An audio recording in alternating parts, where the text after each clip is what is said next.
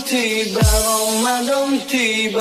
Marhaban ya Ramadan, marhaban ya Ramadan.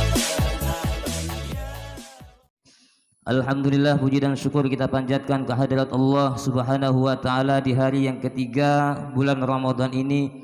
Kita masih diberikan kesempatan oleh Allah Subhanahu wa taala untuk melaksanakan ibadah di bulan Ramadan. Sebagaimana yang kita sampaikan beberapa waktu yang lalu, bahwa setiap selesai sholat subuh hari Selasa, Kamis dan Sabtu itu diadakan kegiatan majelis, di mana hari Selasa dan Kamis itu diisi oleh ustadz dan guru-guru yang datang dari Batu Licin maupun yang dari Simpang 4. Kebetulan hari ini kalau dilihat dari jadwal yang di depan, yang ngisi adalah Habib Abdullah bin Thohir. Tapi kebetulan beliau masih berada di Samarinda, jadi belum datang ke Batu Licin.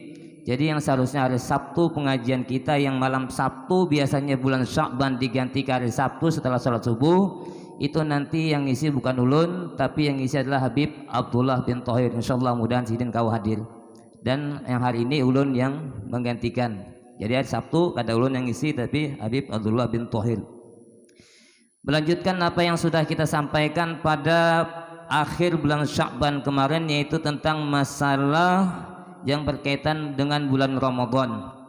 Hari ini kita mencoba untuk mengambil pelajaran dari kitab Irsyadul Ibad karya Syekh Zainuddin Al-Maribari yang membicarakan tentang masalah hal-hal yang secara ijma' dipandang membatalkan pahala puasa.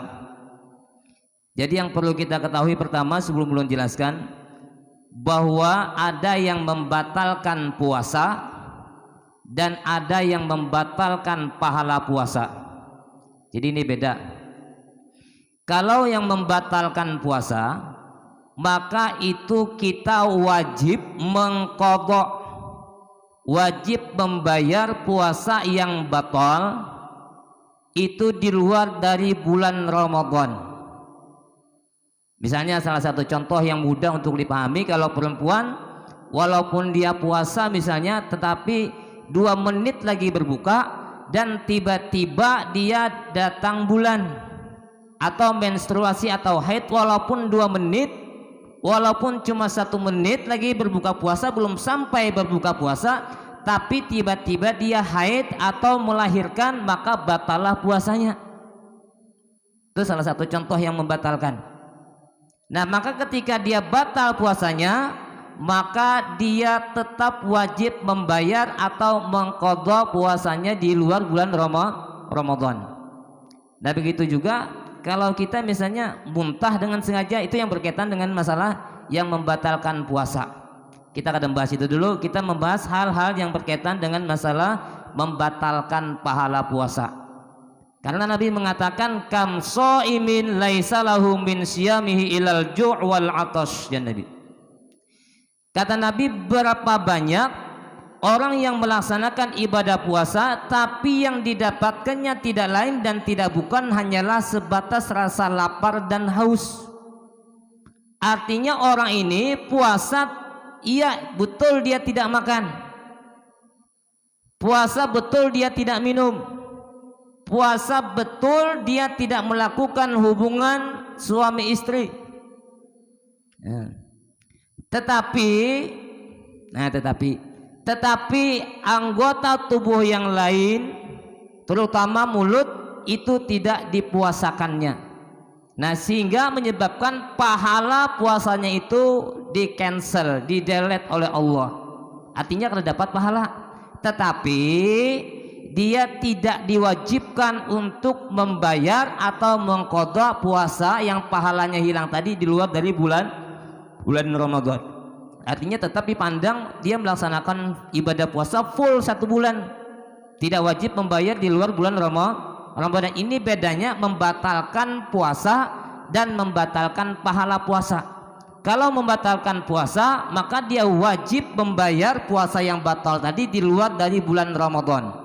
Tetapi ketika pahalanya yang batal, berarti puasanya itu tetap utuh, tetapi dia tidak mendapatkan nilai di sisi Allah. Artinya kalau dapat pahala, sayang juga puasa tapi kada dapat pahala.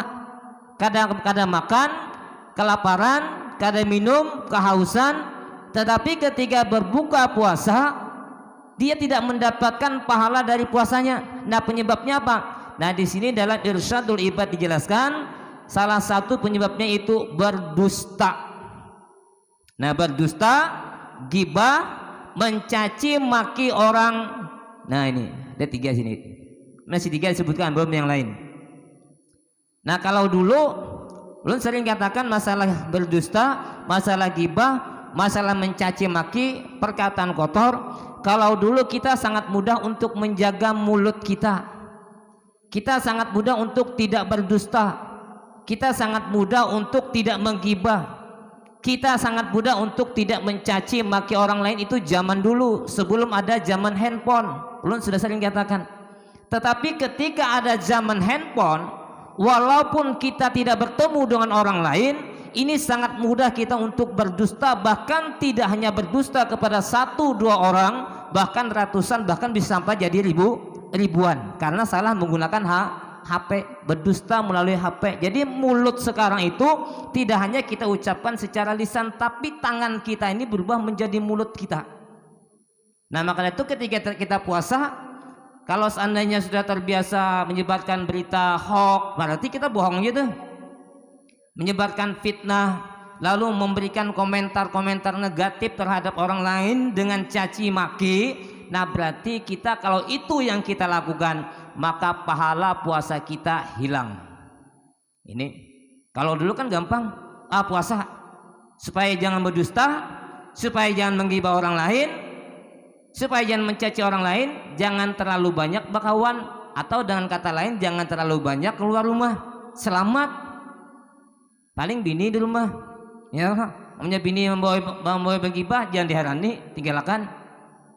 Nah, kalau sekarang ini kata kawa di kamar sorangan aja, nah interaksinya tidak hanya 1-2 orang, bahkan ratusan, bahkan ribuan. Ada Facebook, ada Instagram, ada Twitter, apalagi yang lainnya, macam-macam kalau. Nah, itu yang menyebabkan pahala puasa kita bisa hilang. Maka hati-hati yang menggunakan HP. Nah, sebagaimana sabda Rasulullah SAW, man yada' qaulaz zuri wal amala bihi falaysa lillahi hajatun fi ayyada'a ta'amahu wa syarabah. Artinya, siapa yang tidak meninggalkan ucapan dusta dan tindakan dusta. Nah, jadi ada ucapan dusta, ada tindakan dusta. Berarti tindakan dusta itu perbuatan kita yang tidak sesuai dengan yang seharusnya, tetapi tindakan kita dusta berarti. Misalnya pura-pura apa itu kan dusta tuh. Nah, pura-pura begawi padahal kada begawi. Nah, itu tindakan. Misalnya kita begawi di kantor. Wah, pura-pura padahal main game aja nih. Oh, main game. Ketika bos datang lalu mengganti game tadi, diganti dengan pura-pura mengetik. Nah, itu berarti tindakannya dusta. Walaupun tidak diucapkan tapi tindakan dusta. Nah, di sini dikatakan tidak hanya ucapan yang dusta tapi tindakan juga dusta. Apabila kita berpura-pura melakukan sesuatu yang baik padahal tidak melakukan sesuatu yang baik, berarti termasuk tindakan dusta. Maka Allah tidak berhajat meski ia meninggalkan makan dan minumnya. Allah tidak memerlukan. Tidak perlu puasa ikam, kata Allah. Tidak perlu puasa kalian.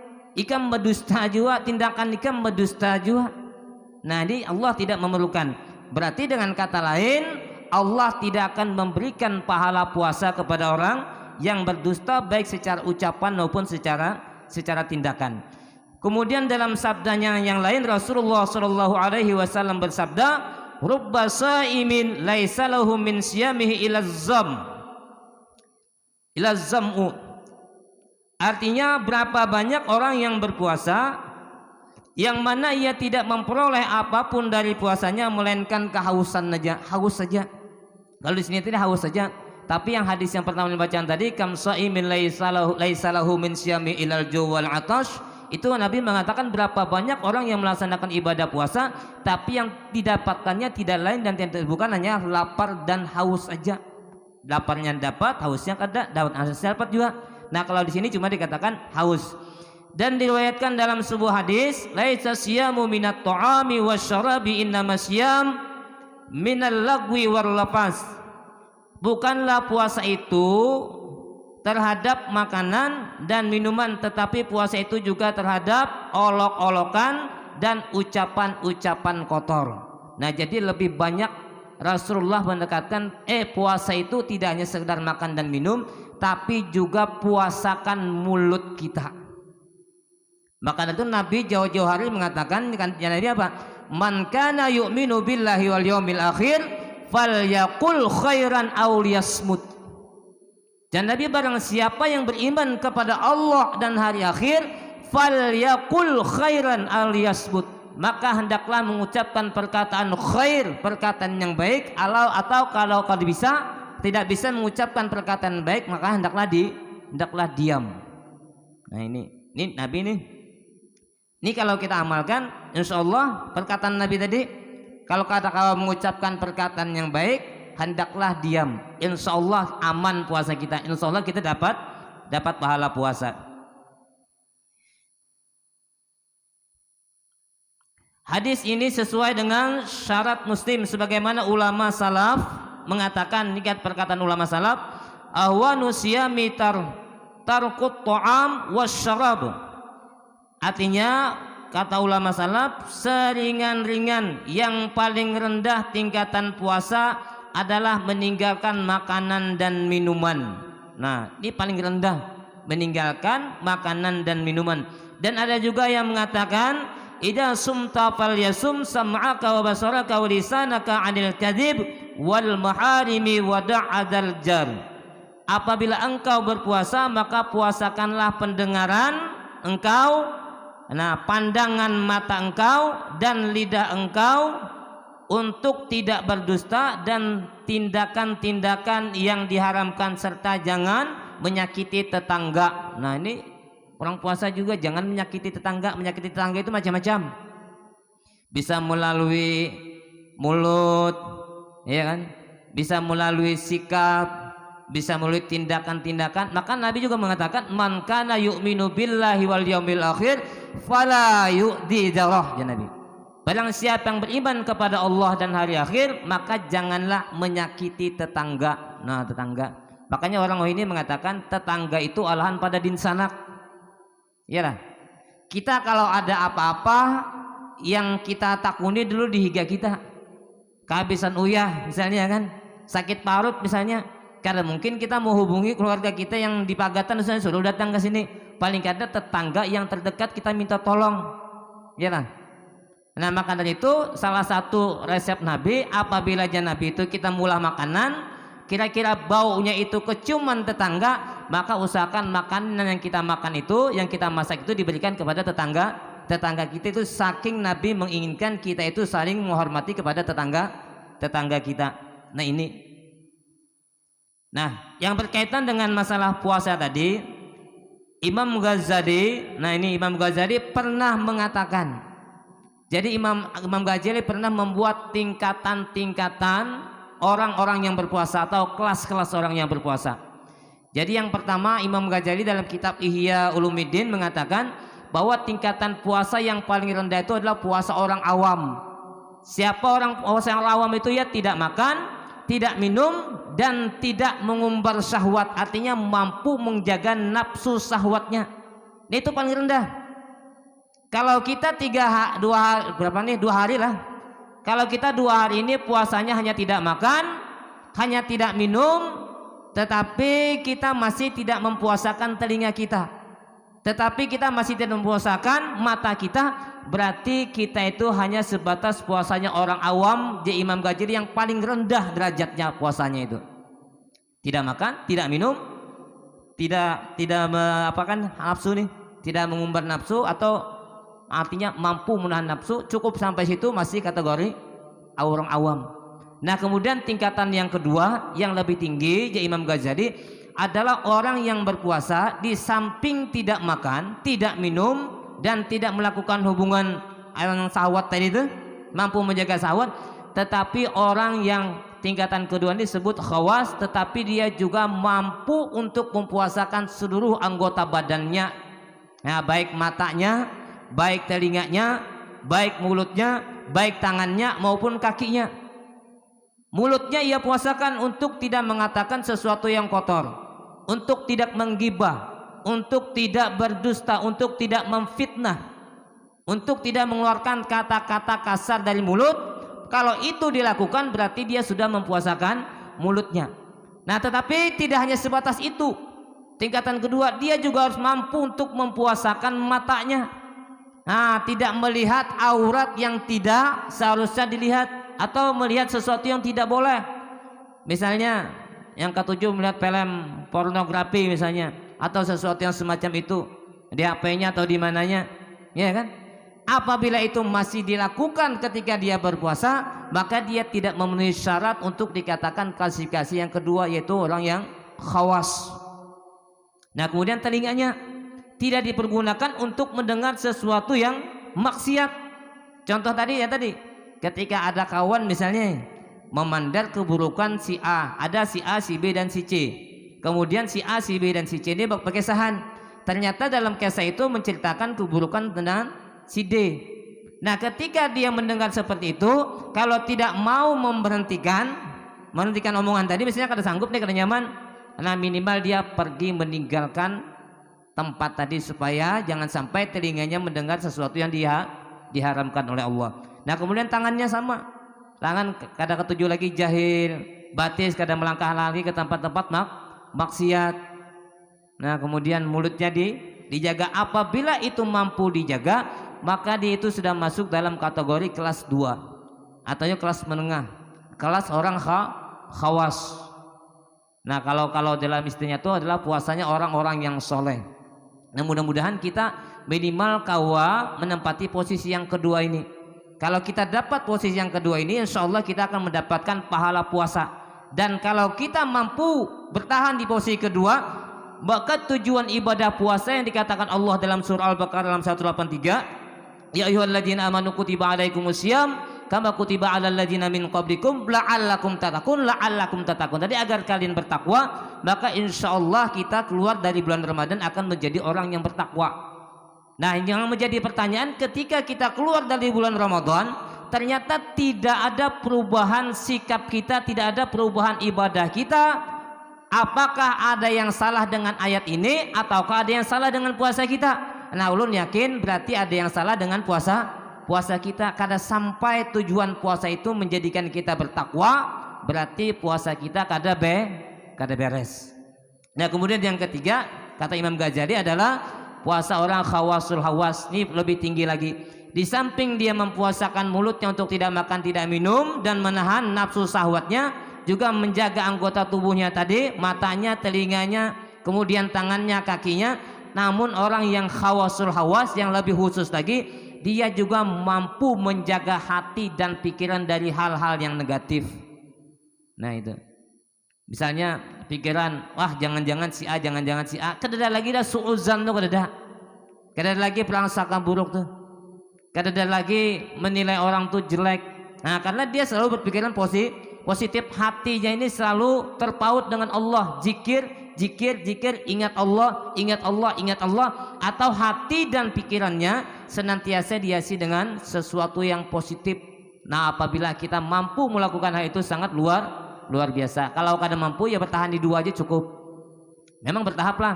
Pertama kada makan, kada minum, kemudian kada melakukan atau mampu menahan syahwat. Kalau hanya sebatas itu aja, kira-kira kekanakan SD kelas 2, kelas 3 kan sanggup. Ya kalau apa bedanya kita dengan kekanakan SD? Kalau puasa kita hanya sebatas tidak makan, tidak minum, tidak mengumbar syahwat, kekanakan tahan aja nih gitu. Kita nanggana seharusnya lebih daripada itu. Minimal mestinya bertahap. Oke lah, dari mata, dari telinga, dari tangan, dari kaki, bertahap. Pertama dulu mata dulu dipuasakan. Kalau mampu langsung sekaligus, alhamdulillah. Kemudian mata, kawa, kemudian mulut lagi, atau mulut dulu. Pokoknya panca indera kita tadi, anggota tubuh kita diusahakan untuk senantiasa kita puasakan supaya kita mendapatkan pahala dari ibadah puasa kita. Jangan sampai kita puasa 1 bulan penuh tapi puasa kita tidak memberikan tambahan investasi pahala nanti di akhirat, artinya 0 juga. Makanya banyak orang yang puasa kalau habis puasa ya kembali pulang, habis puasa ya kembali pulang karena ada apa-apanya. Ibaratnya makanya Allah mengatakan tuh tanda-tanda orang bertakwa itu kan alladzina yunfikuna fis sarra'i wad dharra wal kaziminal ghaiza wal 'afina 'anil nas wallahu yuhibbul muhsinin walladzina idza fa'alu fahishatan aw zalamu anfusahum dzakarullaha fastaghfiru li dzunubihim wa may yaghfiru dzunuba illa Allah dan seterusnya. Ini kalau dijelaskan panjang lagi, nanti mudah-mudahan dalam waktu dan kesempatan yang lain bisa kita sampaikan masalah tanda-tanda orang yang bertakwa sebagai barometer bagi kita apakah kita ini sudah mencapai tujuan ibadah puasa kita. Nah, bisa kita ukur dari tanda-tanda orang bertakwa tadi. Misalnya ketika kita puasa 2 hari ini, apakah kita mampu menjadi orang yang alladzina yunfikuna fis sarra'i wad dharra, yaitu orang yang menafkahkan harta bendanya baik dalam keadaan lapang maupun dalam keadaan sempit. Artinya 2 hari ini apakah kita itu masih pelit, apakah masih pengasit, masih kikir misalnya, masih kadang ketujuh menyumbang. Nah, kalau itu masih terjadi, berarti nilai-nilai puasa kita yang 2 hari ini perlu kita introspeksi kembali, perlu kita evaluasi, bujur kada puasa kita. Wallahu a'lam bishawab. Al-Fatihah. A'udzubillahi minasyaitonir rajim. Bismillahirrahmanirrahim. Iyyaka na'budu wa iyyaka nasta'in. Ihdinas siratal mustaqim. Siratal ladzina an'amta 'alaihim ghairil maghdubi 'alaihim waladdallin. Bismillahirrahmanirrahim. Alhamdulillahirabbil alamin. Allahumma shalli ala sayyidina Muhammad wa ala ali sayyidina Muhammad. Allahumma shalli wa sallim ala sayyidina Muhammadin tibbil qulubi wa dawaiha wa afiyatil abdani wa shifaiha wa darul absari wa diya wa ala alihi wa sahbihi wasallim. Allahumma ighfir li ummati sayyidina Muhammad, Allahumma arham ummati sayyidina Muhammad, Allahumma sur ummati sayyidina Muhammad, Allahumma jur ummati sayyidina Muhammad. Allahumma ighfir li ummati sayyidina Muhammad, Allahumma arham ummati sayyidina Muhammad, Allahumma sur ummati sayyidina Muhammad, Allahumma jur ummati sayyidina Muhammad. Allahumma ighfir li ummati sayyidina Muhammad, Allahumma arham ummati sayyidina Muhammad, Allahumma sur ummati sayyidina Muhammad, Allahumma jur ummati sayyidina Muhammad. Allahumma ighfir li ummati sayyidina Muhammad, Allahumma arham ummati sayyidina Muhammad, Allahumma sur ummati sayyidina Muhammad. Allahumma jur ummati sayyidina Muhammadin sallallahu alaihi wasallam. Allahumma ij'alna waj'al auladana min ahli al-ilmi wal khair wa la taj'alna wa min ahli al-dhair. Allahumma ij'al jam'ana hadha jam'an marhuma waj'al tafarruqana min ba'di tafarruqan ma'suma wa la tada' fina wa la ma'ana syaqiyya wa la mahruma wa sallallahu ala sayyidina Muhammadin wa ala alihi wa sahbihi wasallam. Subhana rabbika rabbil izzati amma yasifun, salamun alal mursalin rabbil alamin. Ya arhamar rahimin, ya arhamar rahimin, ya arhamar rahimin, farij 'alal muslimin.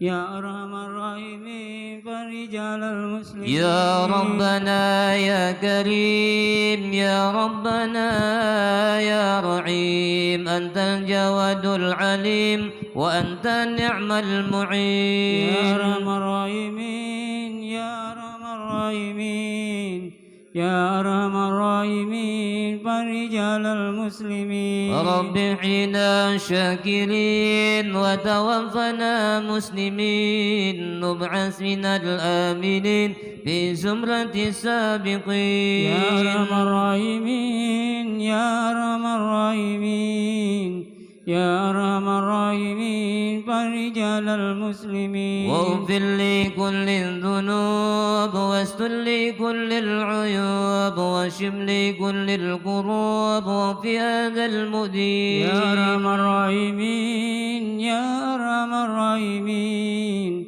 ya arhamar rahimin, farij 'alal muslimin. ثم الصلاة والسلام على شفيع الأنام والآل نعم الكرام وصحبه والتابعين. Ya arhamar rahimin, ya arhamar rahimin, ya arhamar rahimin, farij 'alal muslimin. تقبل الله منكم. Minkum taqabbal ya karim.